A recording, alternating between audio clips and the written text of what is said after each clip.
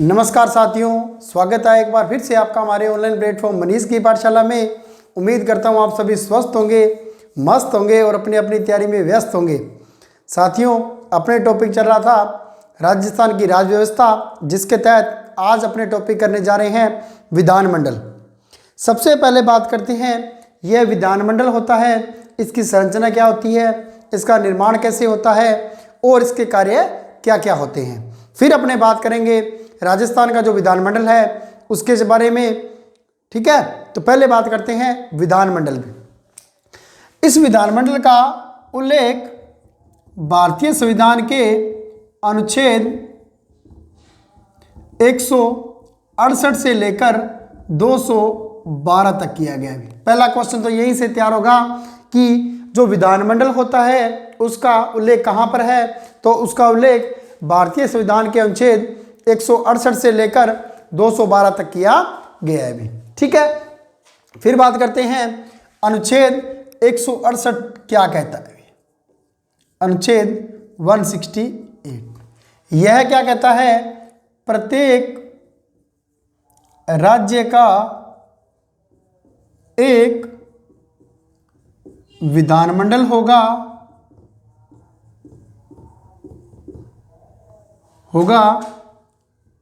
जो राज्यपाल प्लस विधानसभा plus Vidhan Parishad plus Vidhan Parishad से मिलकर बनेगा। विधान परिषद, ठीक है, इन तीनों से मिलकर बनेगा। क्लियर है। तो अनुच्छेद 168 कहता है कि जो राज्य विधानमंडल होगा वह एक राज्यपाल से, विधानसभा से और विधान परिषद से मिलकर बनेगा और प्रत्येक राज्य का एक विधानमंडल होगा। अब किन्हीं राज्यों में अगर विधान परिषद नहीं है तो वहां संरचना क्या होगी, जहां वहां पर राज्यपाल प्लस विधानसभा मिलाकर क्या बनेगा, विधान मंडल बनाएगा। जैसे अपने राजस्थान की बात करते हैं तो राज्यपाल और विधानसभा मिलकर ही अपने राजस्थान में विधानमंडल बनाता है। क्यों? क्योंकि राजस्थान में विधान परिषद का अस्तित्व नहीं है। क्लियर है। तो अनुच्छेद 168 क्या कहता है, प्रत्येक राज्य का एक विधानमंडल होगा जो या तो राज्यपाल, विधानसभा और विधान परिषद से मिलकर बनेगा या राज्यपाल और विधानसभा से मिलकर बनेगा। ठीक है, फिर बात करते हैं अनुच्छेद 169, अनुच्छेद 169। अनुच्छेद 169 क्या कहता है, यह जो विधान परिषद है, ठीक है, इस विधान परिषद के निर्माण व समाप्ति भी, याद रखना, विधान परिषद का निर्माण व समाप्ति का उल्लेख कहाँ किया गया है, अनुच्छेद 169 में किया गया है। क्यों? क्योंकि भारत के सभी राज्यों में विधान परिषद नहीं है, मात्र 6 राज्यों में विधान परिषद है।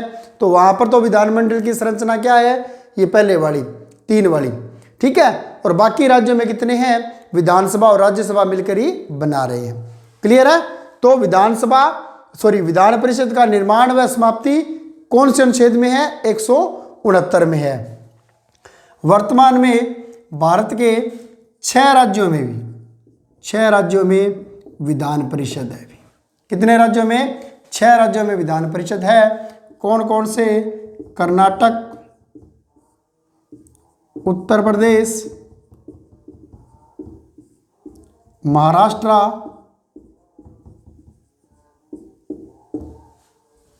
बिहार,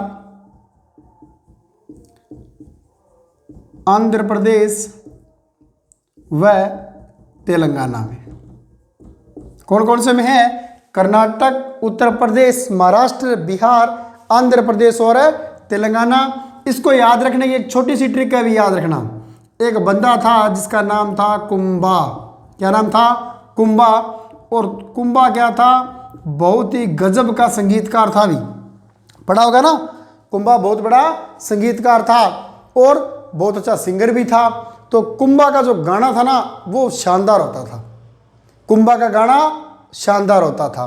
तो क्या है कुंभा का गाना। तो के से कर्नाटक, यू से उत्तर प्रदेश, एम से महाराष्ट्र, बी से बिहार, ए से आंध्र प्रदेश और गाना से तेलंगाना। हो जाएगा याद, कुंभा का गाना। गाना किसका? कुंभा का। के से कर्नाटक, यू से उत्तर प्रदेश, एम से महाराष्ट्र, बी से बिहार, ए से आंध्र प्रदेश और गाना से तेलंगाना। ठीक है। इससे पहले क्या था, जम्मू कश्मीर में भी विधान परिषद और विधानसभा दोनों थी, परंतु जम्मू कश्मीर को यूनियन टेरेटरी यानी केंद्र शासित प्रदेश बना दिया गया। उसके बाद वहां से इसका विघटन हो गया है। तो वर्तमान में कितने राज्यों में विधान परिषद है? 6 में। और विधान परिषद के गठन और समाप्ति का अधिकार कौन से अनुच्छेद में है? 169 में। क्लियर है। फिर बात करते हैं विधानसभा और विधान परिषद की और दोनों की तुलनात्मक अध्ययन करते हैं ताकि इजी से अपने को समझ में आ जाए। ठीक है। पहले बात करते हैं विधानसभा। विधानसभा का उल्लेख भारतीय संविधान के अनुच्छेद 170 में किया गया है और विधान परिषद का जस्ट आगे वाले में अनुच्छेद 171 में किया गया है, याद रखना। ठीक है। अनुच्छेद 168 में एक विधानमंडल होगा, 69 में विधान परिषद, 70 में विधानसभा और 71 में विधान परिषद में। 70 में और 71 में, 69 में और 71 में क्या अंतर है? यहाँ तो क्या होगा, विधान परिषद का निर्माण व समाप्ति, और यहाँ पर विधान परिषद की जो जितनी भी उसकी शक्तियाँ हैं या उसकी कार्य प्रणाली है उसके बारे में बात करेंगे। ठीक है। फिर बात करते हैं सदस्य संख्या। विधानसभा में जो अधिकतम सदस्य संख्या है, सदस्य संख्या भी तो कितनी हो सकती है? अधिकतम 500 भी। ठीक है। और न्यूनतम की बात करें तो न्यूनतम हो सकती है 60 भी। क्लियर है। किसी भी राज्य की विधानसभा में जो मैक्सिमम मेंबर हो सकते हैं वो 500 ही हो सकते हैं। ठीक है। 2026 तक, है ना। उसके बाद उसमें परिवर्तन होगा, वो अपने को बाद में पता चलेगा। और न्यूनतम सदस्य कितने होंगे? 60 होंगे। परंतु आप कहोगे जी सिक्किम में तो 40 ही है, तो सिक्किम क्या है? विशेष राज्य की श्रेणी में है, इसलिए वहां पर 40 सदस्य संख्या रखी गई है। गोवा में भी 40 ही है। ठीक है। तो इस आधार पर भारत में अगर बात करें तो सर्वाधिक विधानसभा सदस्य कहां पर है? यूपी के अंदर। भारत में बात करें तो यूपी में कितने हैं? 403 है भी, याद रखना। और न्यूनतम है सिक्किम में, और सिक्किम में कितने हैं? 40 भी। क्लियर है। तो अधिकतम सदस्य कितने हो सकते हैं? 500, न्यूनतम 60। और भारत में सबसे ज्यादा कहां पर है? यूपी में 403, सिक्किम में 40 भी। राजस्थान की बात करें तो राजस्थान में विधानसभा सदस्यों की संख्या कितनी है? 200। क्लियर है। फिर बात करें यहां पर क्या होगा, विधान परिषद में क्या होगा? विधानसभा सदस्यों का 1/3 भी का 1/3 सदस्य, ये तो क्या होगा? मैक्सिमम भी, अधिकतम। और अगर मिनिमम की बात करें तो 40 सदस्य होंगे। कम से कम 40 होने जरूरी हैं। अधिकतम कितने हो सकते हैं? उस राज्य की विधानसभा के 1/3 सदस्य हो सकते हैं। जैसे अपने अगर बात करें राजस्थान की बात करें तो राजस्थान में कुल सदस्य कितने हैं? 200। अगर राजस्थान में विधान परिषद बने तो इसके सदस्य कितने होंगे? इसका 1/3 यानी कि लगभग 67 66.66 यानी कि 67 सदस्य बने अगर राजस्थान में विधान परिषद बने तो भी। यूपी की बात करें तो 403 का 1/3 भी कितना हो गया? 140, 135, 36, मतलब ऑलमोस्ट मान लो 140 के आसपास। ठीक है। तो मैक्सिमम कितना होगा? विधानसभा सदस्यों का 1/3 और मिनिमम क्या होगा? एक विधानसभा सदस्यों का यानी मिनिमम 40 की संख्या रखी जाएगी। क्लियर है। ठीक है। फिर बात करते हैं निर्वाचन। विधानसभा सदस्यों का निर्वाचन क्या होता है? प्रत्यक्ष होता है भी, याद रखना। प्रत्यक्ष कौन चुनता है? जनता द्वारा। इसका क्या होता है? 5/6 तो होते हैं अप्रत्यक्ष भी, ठीक है, और 1/6 होते हैं मनोनीत, जो कि शिक्षा, संस्कृति, खेल, सामाजिक कार्य आदि से जो विभिन्न क्षेत्र होते हैं उन्हीं में से सदस्य चुने जाते हैं। 1/6 को मनोनीत किया जाता है, ठीक है। तो 5/6 तो अप्रत्यक्ष इनके द्वारा और 1/6 क्या होंगे, मनोनीत होंगे। क्लियर है, ठीक है। कार्यकाल सामान्यतः 5 वर्ष भी, सामान्यतः 5 वर्ष भी, परंतु याद रखना अनिश्चित अगर ऑप्शन में है तो अपने को अनिश्चित ही करना है। जैसे अगर एग्जाम में क्वेश्चन आता है राजस्थान विधानसभा का कार्यकाल होता है 5 वर्ष, 6 वर्ष, 4 वर्ष, 3 वर्ष, तो आंसर क्या करना है, 5 वर्ष। परंतु अगर एग्जाम में क्वेश्चन आता है राजस्थान विधानसभा का कार्यकाल है और ऑप्शन में आए 5 वर्ष, 4 वर्ष, 6 वर्ष या अनिश्चित, तो भी याद रखना अनिश्चित करना है। क्यों? क्योंकि जो विधानसभा है और विधानसभा है वो मंत्रिमंडल और मंत्रिपरिषद पर निर्भर करती है, और वो किस पर निर्भर करता है, राज्यपाल पर निर्भर करता है। इसीलिए इसे क्या कहा जाता है, अनिश्चित कहा जाता है। सामान्यतः 5 वर्ष इसका कार्यकाल होता है। क्लियर है, ठीक है। फिर बात करें इसका कार्यकाल क्या होता है भी, इसका कार्यकाल क्या होता है, 6 वर्ष, 6 वर्ष, परंतु प्रति वर्ष, प्रति दूसरे वर्ष यानी 2 वर्ष में 1/3 सदस्य निर्वाचित व पदमुक्त, यानी कि हर दूसरे वर्ष में 1/3 सदस्य क्या होंगे, पदमुक्त होंगे, उनका कार्यकाल समाप्त हो जाएगा और दोबारा उनके स्थान पर चुने जाएंगे भी। अब दोबारा वही व्यक्ति आते हैं, अलग आते हैं, इसका कहीं कोई उल्लेख नहीं है, दोबारा भी वे व्यक्ति चुना जा सकता है। क्लियर है। फिर बात करते हैं विघटन। इसका विघटन किया जाता है राज्यपाल द्वारा। यहाँ भी साथियों गलती हो सकती है एग्जाम में, फिर से देखना भी, जो विधानसभा है इसका विघटन तो राज्यपाल द्वारा किया जाता है, परंतु विधान परिषद है इसका विघटन नहीं। याद रखना इसका कभी भी विघटन नहीं होता। क्यों? क्योंकि यह स्थायी सदन है, ठीक है ना। जैसे राज्यसभा का विघटन नहीं होता वैसे ही विधान परिषद का भी विघटन नहीं होता, ठीक है। फिर गणपूर्ति या कोरम की बात करते हैं, 1/10 सदस्य, ठीक है, और यहाँ भी कितना, 1/10 सदस्य, यानी कि किसी प्रकार की कोई बैठक है या सत्र है वो चल रहा है, उसमें कार्यवाही संचालन करने के लिए कुल सदस्यों का 1/10 सदस्य होना आवश्यक है। जैसे राजस्थान की बात करें तो कुल 200 सदस्य हैं और 200 का 1/10 यानी कि 20 सदस्य किसी भी बैठक या सत्र के लिए आवश्यक है। क्लियर है। फिर बात करते हैं शपथ। शपथ क्या कौन दिलाता है, सामान्यतः राज्यपाल या सामान्यतः नहीं, राज्यपाल या उसके द्वारा नियुक्त व्यक्ति भी, ठीक है। यह दोनों में सेम ही होता है।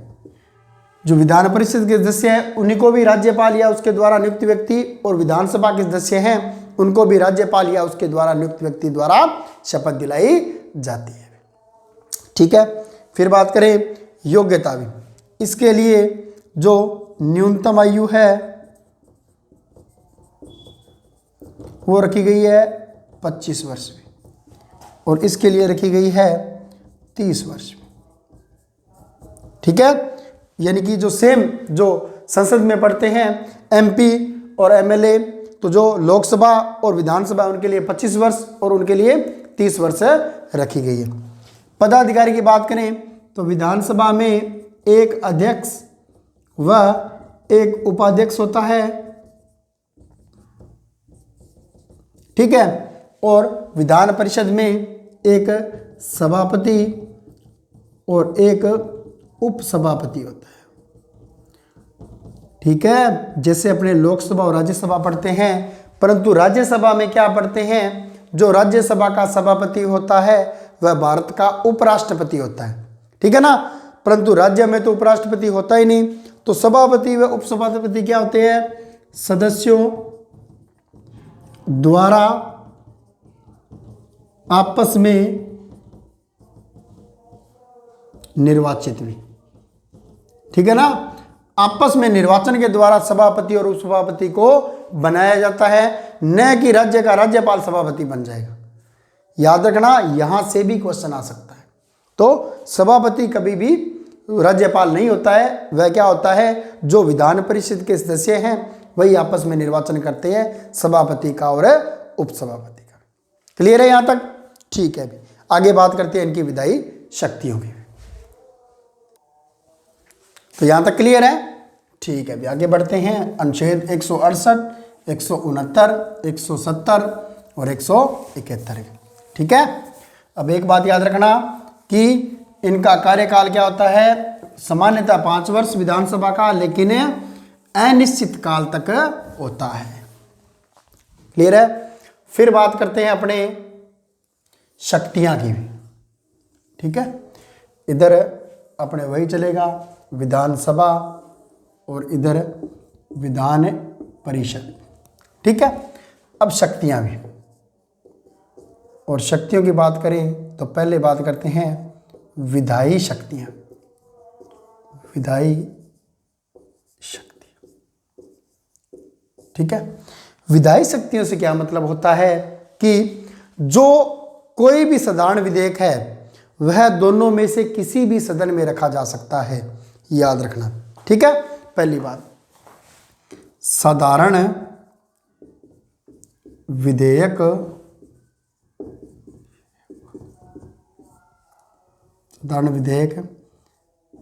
किसी भी सदन में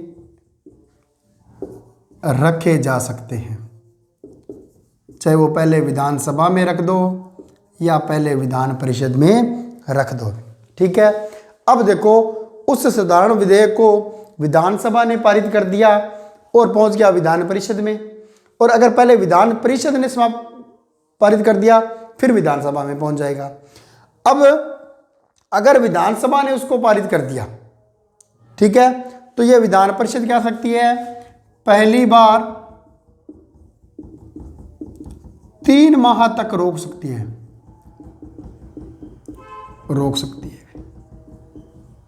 यानी कि विधानसभा ने अगर कोई विधेयक पास करके भेजा है तो विधान परिषद पहली बार क्या कर सकती है, 3 माह तक रोक सकती है। ठीक है, फिर उसके बाद लौटा दिया इसने, अब वापस आया, इसने दूसरी बार सेम विधेयक भेज दिया, तो दूसरी बार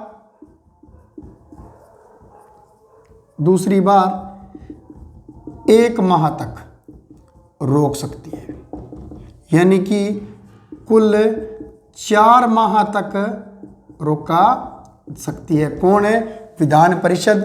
अगर 4 माह तक वह उस पर अपना निर्णय नहीं देती है, अपना रुख स्पष्ट नहीं करती है, तो वह इस विधानसभा ने जैसा पास किया है उसी अनुरूप वह पास हो जाएगा, रद्द नहीं होगा, कहीं भी संयुक्त बैठक नहीं होगी, याद रखना भी। ठीक है, संयुक्त बैठक नहीं, जो कि लोकसभा और राज्यसभा की स्थिति में होता है, परंतु यहाँ नहीं। यहाँ कैसे होगा, पहली बार 3 माह तक रोक लिया, दूसरी बार 1 माह तक रोक लिया, उसके बाद कोई संयुक्त बैठक नहीं है, डायरेक्ट क्या होगा, विधानसभा ने जैसा पास किया है वैसे के वैसे पारित हो जाएगा। क्लियर है? फिर बात करते हैं कार्यपालिका शक्ति।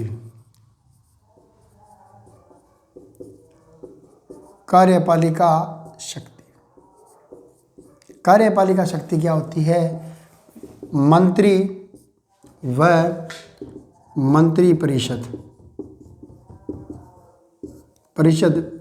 विधानसभा के प्रति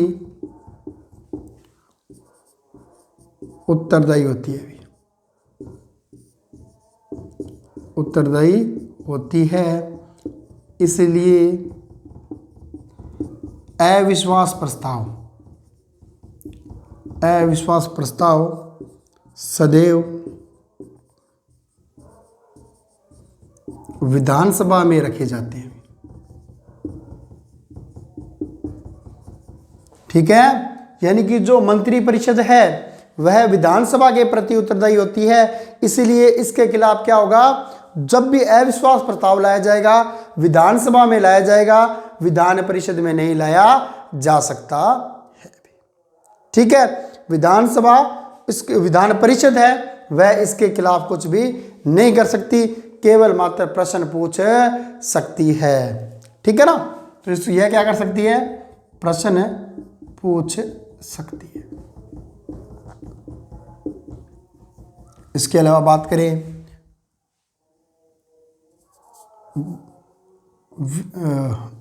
क्या हो गया, विधेयक शक्ति भी, बजट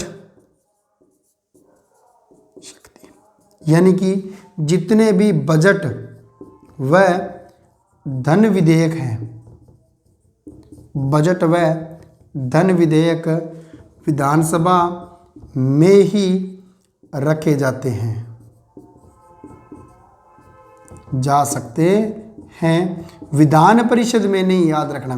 साधारण विधेयक तो कहीं भी रखे जा सकते हैं, परंतु जो धन विधेयक है वह कहाँ रखा जाएगा, बजट व धन विधेयक सारे के सारे, यानी कि जो वित्तीय शक्ति है वो किसको दे दी, विधानसभा को दे दी, विधान परिषद में नहीं रखे जा सकते हैं। ठीक है, फिर बात करते हैं, यह केवल क्या कर सकती है, प्रश्न पूछ सकती है। फिर बात करें विशिष्ट शक्तियां, विशिष्ट शक्तियां, पहली विशिष्ट शक्ति है धन विधेयक का निर्धारण विधानसभा अध्यक्ष करता है। कौन सा विधेयक धन विधेयक है, इसका निर्धारण कौन करता है, विधानसभा अध्यक्ष करता है। विधान परिषद के सभापति को इसका कोई भी अधिकार नहीं है, यानी इसके पास कोई शक्ति नहीं है। पहली बात, यानी यहां पर क्या है, विधान परिषद का कोई अस्तित्व नहीं है। ठीक है, दूसरी बात, राष्ट्रपति व राज्य सभा के चुनाव में भाग लेने का अधिकार विधान परिषद के सदस्यों को नहीं है। भी अधिकार केवल विधानसभा सदस्यों को। ठीक है ना, यानी कि राष्ट्रपति और जो राज्यसभा के सदस्यों का चुनाव होता है उसमें विधानसभा के सदस्य भाग लेते हैं, विधान परिषद वाले भाग नहीं ले सकते, उनको कोई शक्ति नहीं है। तीसरी विशेष शक्ति की बात करें तो विधान परिषद का अस्तित्व विधानसभा पर निर्भर करता है, निर्भर करता है भी। उसके पास ऐसी कोई शक्ति नहीं है कि विधानसभा को ये खत्म कर दे। तो विधान परिषद का निर्माण और उसकी समाप्ति किसके अस्तित्व पर निर्भर करती है, विधानसभा पर निर्भर करती है। अगर विधानसभा उसको पारित कर दे, हमें विधान परिषद नहीं रखनी, ठीक है, तो वहां से वो संसद में चली जाएगी और संसद में उसको पारित करके हटा दिया जाएगा। इसीलिए विधान परिषद के पास शक्ति कम है और विधानसभा के पास शक्ति ज्यादा है। क्लियर है, फिर से देख लेंगे। यानी कि धन विधेयक है, साधारण विधेयक तो कहीं भी जाएगा, मैक्सिमम 4 माह तक रोक सकती है, इसके अलावा कुछ नहीं कर सकती। दूसरी बात, कार्यपालिका शक्ति क्या कहेगी, जितने भी मंत्री व मंत्री परिषद है वह विधानसभा के प्रति उत्तरदायी है और वो क्या कर सकती है, केवल प्रश्न पूछ सकती है। फिर बजट व धन विधेयक विधानसभा में रखे जाते हैं, जबकि विधान परिषद केवल प्रश्न पूछ सकती है। फिर कोई भी विधेयक अगर विधान परिषद 4 माह तक रोक लेती है तो उसके बाद वह क्या होगा, विधानसभा के अनुरूप पारित हो जाएगा। संयुक्त बैठक का कोई प्रावधान नहीं है। विशिष्ट शक्तियों की बात करें तो धन विधेयक का निर्धारण विधानसभा का अध्यक्ष करता है। राष्ट्रपति और राज्यसभा सदस्यों के चुनाव में विधानसभा सदस्य भाग लेते हैं, विधान परिषद के सदस्य भाग नहीं लेते। तीसरी बात कि विधानसभा है, विधान परिषद का अस्तित्व है वह विधानसभा पर निर्भर करता है, जबकि विधानसभा के द्वारा विधान परिषद पर कोई आंच नहीं आ सकती। क्लियर है यहाँ तक? ओके। अब बात करते हैं राजस्थान विधानसभा की। विधानसभा, ठीक है, राजस्थान विधानसभा। सबसे पहले बात करते हैं कुल सीट कितनी है, 200 है भी, ठीक है। इन 200 सीटों में अगर बात करें अपने आरक्षण की, ठीक है, तो अगर अनुसूचित जनजाति की बात करें और अनुसूचित जाति की बात करें तो सबसे पहले बात करते हैं अनुसूचित जाति है उसको 17% आरक्षण दिया गया है। कितना? 17% आरक्षण दिया गया है। और राजस्थान विधानसभा की सीटें कितनी है? 200। तो 200 का 17% होता है बराबर है 34 सीट भी, ठीक है। फिर बात करें एसटी अनुसूचित जनजाति की बात करें तो यहाँ इसको दिया गया है 12.5% भी। कितना? 12.5%। और 200 का 12.5% होता है 25 सीट भी। तो याद रखना महत्वपूर्ण फैक्ट है क्या कि राज्य विधानसभा में अनुसूचित जाति के लिए कितनी सीटें आरक्षित है? तो राजस्थान विधानसभा में कितनी है? 34। और अनुसूचित जनजाति के लिए कितनी आरक्षित है? तो 25। परसेंटेज पूछे तो कितना? एससी का यानी कि टोटल का 17% एससी अनुसूचित जाति और 12.5% एसटी अनुसूचित जनजाति को रिजर्वेशन दिया गया, ठीक है। फिर बात करते हैं राजस्थान जो विधानसभा है के प्रथम अध्यक्ष भी, प्रथम अध्यक्ष भी कौन थे? नरोत्तम लाल जोशी।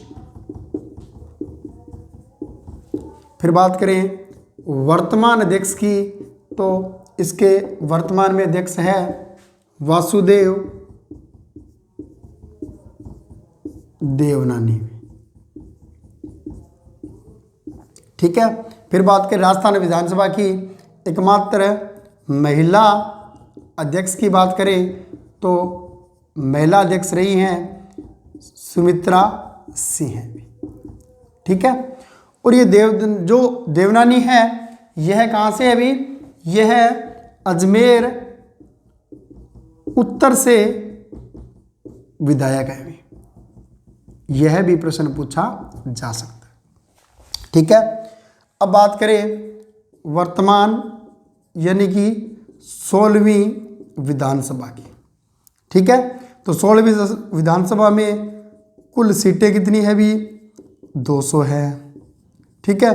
फिर बात करें सबसे यानी सत्ता पक्ष की बात करें, सत्ता पक्ष की सीटें, विपक्ष की सीटें। हालांकि इंडिया गठबंधन की तरफ से चुनाव लड़ा गया था, परंतु वैसे बात करें तो सत्ता पक्ष में मुख्यतः है बीजेपी और इधर है इंडियन नेशनल कांग्रेस में। तो जब दिसंबर 2023 में चुनाव हुए तो बीजेपी को 115 सीटें मिली थी और कांग्रेस को 69 सीटें मिली थी, ठीक है। परंतु जब उपचुनाव हुए और उपचुनाव के बाद जो स्थिति रही वह वर्तमान में है बीजेपी के पास 119 सीटें हैं और कांग्रेस के पास 66 सीटें हैं, क्योंकि नवंबर 2023-24 में उपचुनाव हुए और उपचुनाव के पश्चात यहाँ पर 119 सीटें और यहाँ पर कितनी है? 66 सीटें हैं, ठीक है। उसके बाद बात करें वर्तमान में मुख्यमंत्री की बात करें, वर्तमान सीएम की बात करें तो श्री भजनलाल शर्मा भी, ठीक है। अगर डिप्टी सीएम की बात करें, उप मुख्यमंत्री की बात करें तो 2 उप मुख्यमंत्री है, एक प्रेमचंद बैरवा और एक दिया कुमारी, ठीक है, ये दोनों वर्तमान में क्या है, डिप्टी सीएम उप मुख्यमंत्री के पद पर कार्यरत है।